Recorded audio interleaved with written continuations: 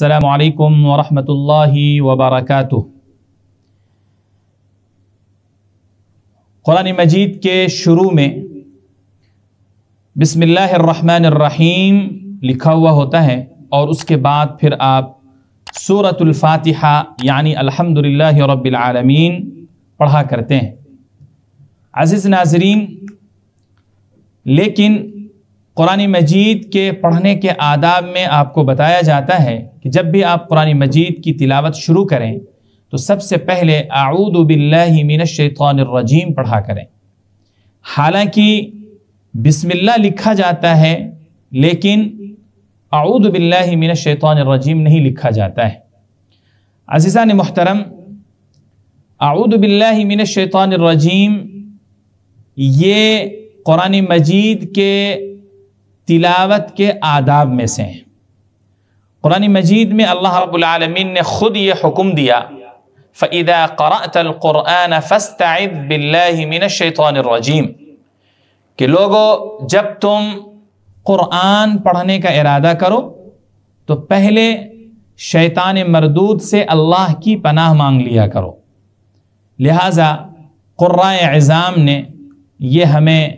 آداب بتائے ہیں کہ جب بھی قرآن مجید کی تلاوت کی جائے تو آپ سب سے پہلے اعوذ باللہ من الشیطان الرجیم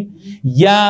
وہ الفاظ تعوذ جو احادیث سے مروی ہیں جیسے اعوذ باللہ السمیع العلیم من الشیطان الرجیم اور اس کے علاوہ دوسرے اور الفاظ منقول ہیں وہ پڑھنے چاہیے۔ عزیزان محترم، یہاں ایک مسئلہ آپ یاد رکھیں، شریعت میں ہمیں جتنا جس چیز کا حکم دیا جاتا ہے اس کو اتنا ہی پڑھنا ہمارے لیے اصل ہوا کرتا ہے، اور جس جگہ پڑھنے کا حکم ہوتا ہے اسی جگہ اس کو پڑھنا ہمارے لیے اصل تابعداری اور اصل ہمارے لیے ہے۔ بہت سی مرتبہ دیکھا گیا ہے کہ لوگ ایسی جگہوں پر یہ سوچ کر کہ بھئی ہم شیطان مردود سے پناہ مانگ کر اللہ کی حفاظت میں آ جائیں، شیطان کے وسوسوں سے بچنے کے لیے، شیطان کی شرور اور اس کے فتن سے بچنے کی خاطر وہ اعوذ باللہ من الشیطان الرجیم کسی کام کی ابتدا میں پڑھ لیا کرتے ہیں۔ آپ نے سنا ہوگا کہ آج کل اذان کے کلمات سے پہلے اعوذ باللہ من الشیطان الرجیم پڑھا جاتا ہے اور اس کے بعد بسم اللہ الرحمن الرحیم پڑھ کر کے پھر اذان کے کلمات کہے جاتے ہیں۔ نبی اکرم صلی اللہ علیہ وآلہ وسلم کے زمانے میں حضرت بلال رضی اللہ عنہ، حضرت عبداللہ ابن ام مکتوم اور ان کے علاوہ دیگر صحابہ مؤذن تھے۔ باضابطہ نبی اکرم صلی اللہ علیہ وآلہ وسلم نے ان کو اذان کے کلمات سکھائے تھے۔ اذان کی ابتدا کہاں سے ہوگی، اس کا اختتام کہاں ہوگا، اذان میں کتنے کلمات ہوں گے اور کون سا کلمہ کب اور کس وقت پڑھا جائے گا، کہا جائے گا، یہ ساری چیزیں نبی اکرم صلی اللہ علیہ وآلہ وسلم نے ان کو سکھائے تھے۔ لیکن عجیب بات یہ ہے کہ آج جو کہا جاتا ہے اعوذ باللہ من الشیطان الرجیم، نبی اکرم صلی اللہ علیہ وسلم کے طریقوں میں اس کا کہیں کوئی ذکر نہیں ملتا ہے۔ اس لیے ہمارے لیے شریعت کی تابعداری، نبی اکرم صلی اللہ علیہ وآلہ وسلم کی سنت یہ ہے کہ ہم اذان کو اسی ترتیب پر اور اسی طریقے پر دیں جس طریقے پر رسول اللہ صلی اللہ علیہ وسلم نے اپنے مؤذنین خاص کو حکم فرمایا تھا، اور اس میں اعوذ باللہ من الشیطان الرجیم کا کوئی ذکر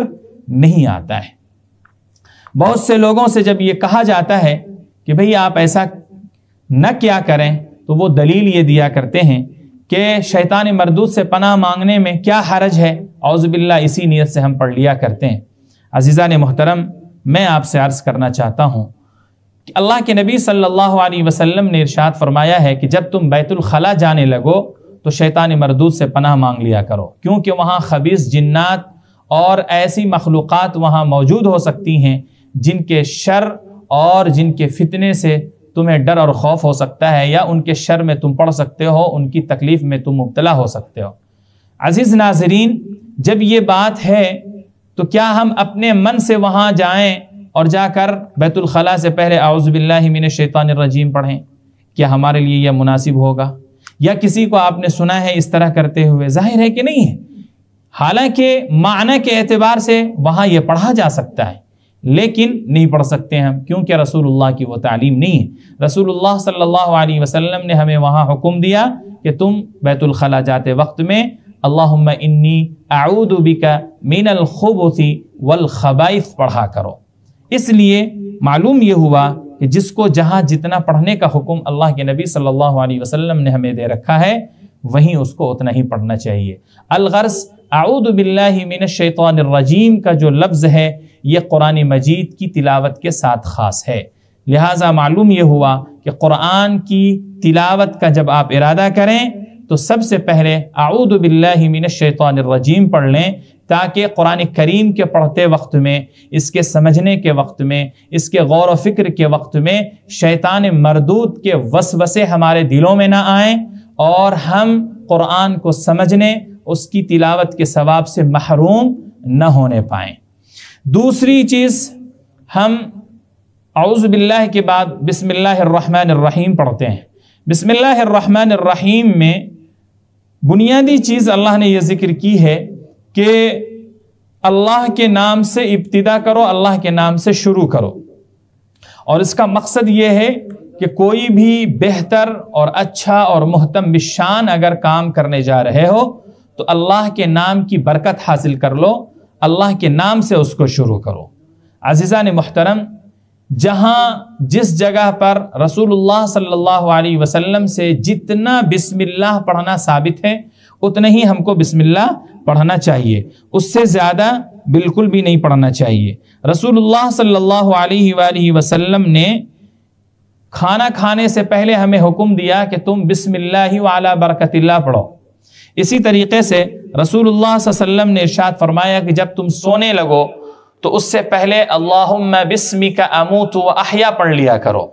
یہاں بھی اللہ کے نام کی برکت چاہی گئی ہے، جس طرح بسم اللہ الرحمن الرحیم پڑھ کر کے اللہ کے نام کی برکت چاہی جاتی ہے۔ عزیزان محترم، اس سے معلوم یہ ہوا کہ جہاں اللہ کے نبی صلی اللہ علیہ وسلم نے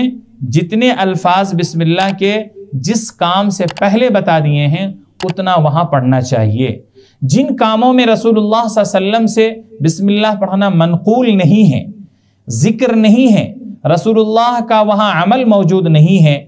تو ہمارے مفسرین نے، محدثین نے، علماء عظام نے، راسخین فی العلم نے یہ فیصلہ کیا ہے کہ وہاں بسم اللہ الرحمن الرحیم پورا پڑھنا چاہیے۔